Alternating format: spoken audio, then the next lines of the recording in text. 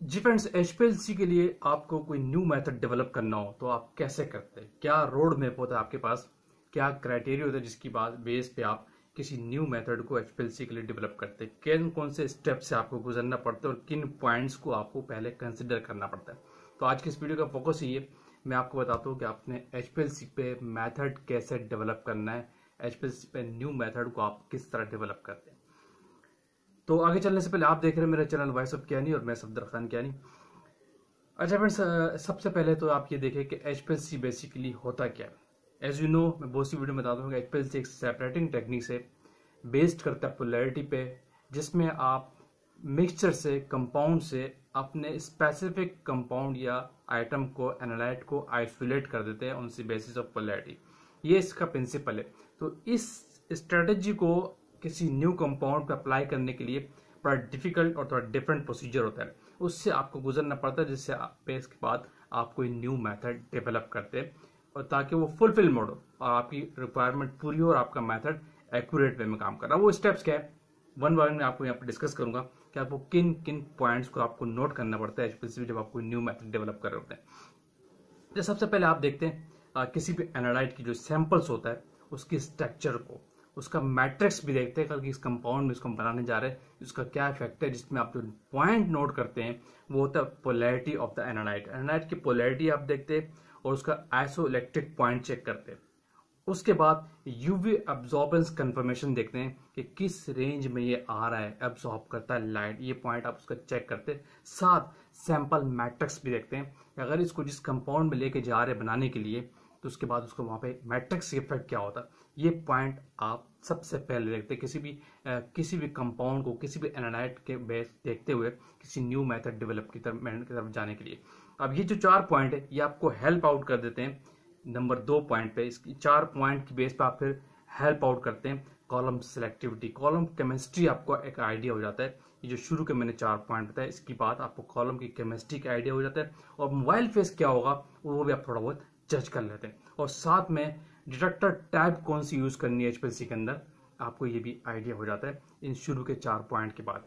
ये चीजें पे आप चेक करते हैं, कॉलम सिलेक्टिविटी, कॉलम की केमिस्ट्री क्या होगी और मोबाइल फेस किस तरह का होगा और सेकंड डिटेक्टर टाइप क्या होगी, ये चीजें चेक करते हैं। इसके बाद फिर आप और जो फैक्टर चेक करते हैं और जो पॉइंट आपको नोट करने होते हैं वो होते हैं सेपरेशन के लिहाज से कि हम किस तरह इसको सेपरेशन पे लेके जाएंगे। उसमें होता है एफिशिएंसी, यानी कॉलम से रिलेटेड हो जाता है एन, जिसको हम कहते हैं नंबर एफिशिएंसी, कॉलम की एफिशिएंसी जो बेस कर रही होती है and number of theoretical plates. Column की एफिशिएंसी क्या होगी इस कंपाउंड के लिहाज से।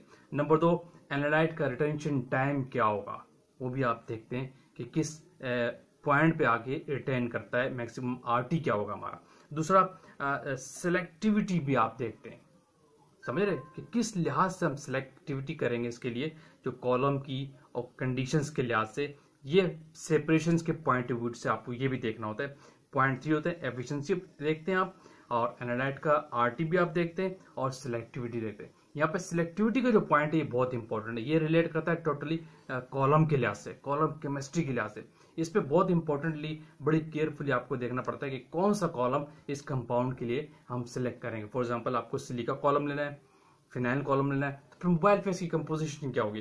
तो ये सर सिलेक्टिविटी हो तो कॉलम है, ये आपको बहुत कुछ क्लियर करता है। मिसाल के तौर पर जैसे मैं आपको कह दूं, एक फिनाइल कॉलम होता है वो नॉर्मली किसके लिए यूज करते हैं, जो एरोमेटिक कंपाउंड्स होते हैं। इसी तरह आपने जज करना होगा कि आपका कंपाउंड की नेचर क्या है, एरोमेटिक है या एलिफेटिक है, ये चीज भी आप चेक करते हैं। मैथड डेवलपमेंट में सारे फेजेज है ये।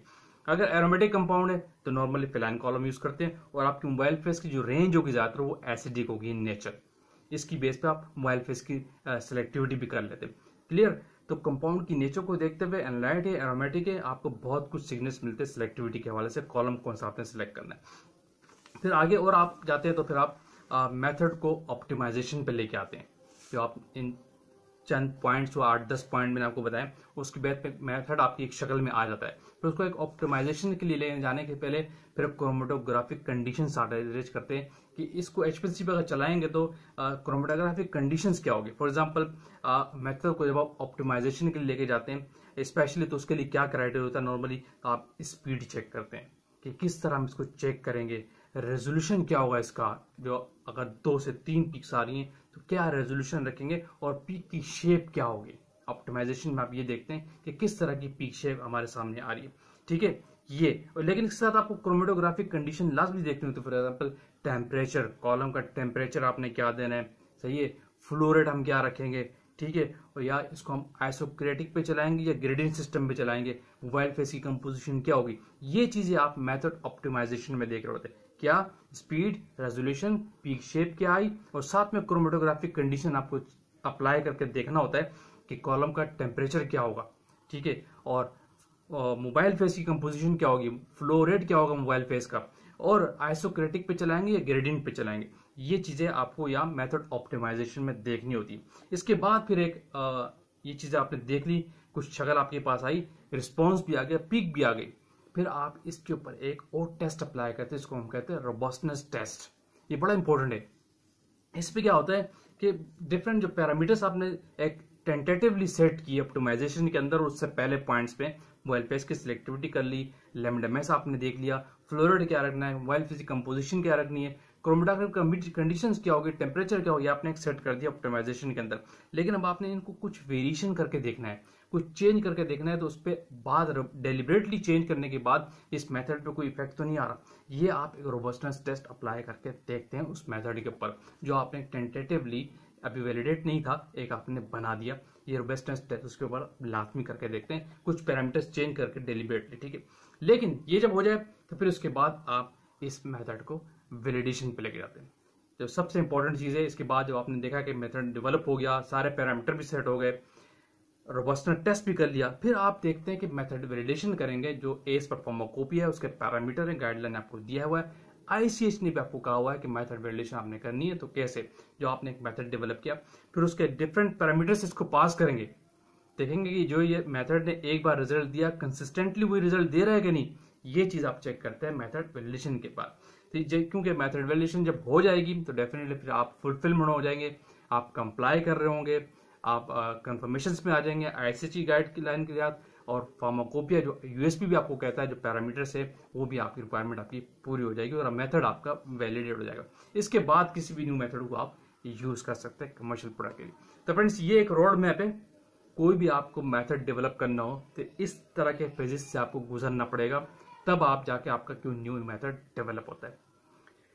वीडियो को अपेंड करते हो, अपनी वीडियो लाइक कीजिए, शेयर कीजिए, कमेंट्स कीजिए। अगेन कहूंगा, जो लोग चैनल पे न्यू है वो तो लाजमी सब्सक्राइब कीजिए ताकि ऐसी टेक्निकल वीडियोस आप तक पहुंचती रहे। Thank you for watching. Allah Hafiz.